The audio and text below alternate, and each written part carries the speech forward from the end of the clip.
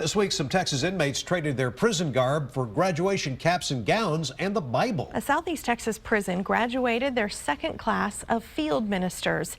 It's part of the seminary prison program created by the state 6 years ago. Our Anna Wernicke has the story. I've had a horrible life. I've done my family wrong. I'm in prison for murder. For the first time since Warren Bishop entered this Southeast Texas maximum security prison, he says he finally has done something right. I'm not as violent of a person. I'm not as vindictive.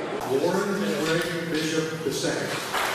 On Monday, Bishop and 32 of his fellow inmates received a bachelor's degree from Southwestern Baptist Theological Seminary School, becoming the second graduating class of field ministers. God has transformed some really bad people into some really amazing people. Dr. Phillips says in order to be allowed into the program, the inmates must be serving a lengthy sentence and promise to spend 6 years working with other inmates at prisons across the state.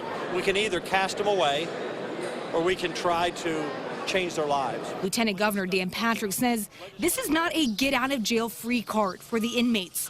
He says they still serve their full sentence. They will all pay their dues to society. They'll serve their sentences, many of them serving lifelong sentences. But it allows people like Bishop, Patrick says, to be classified as more than just the crime they committed. It's a tough road, but it's a glorious road to go down.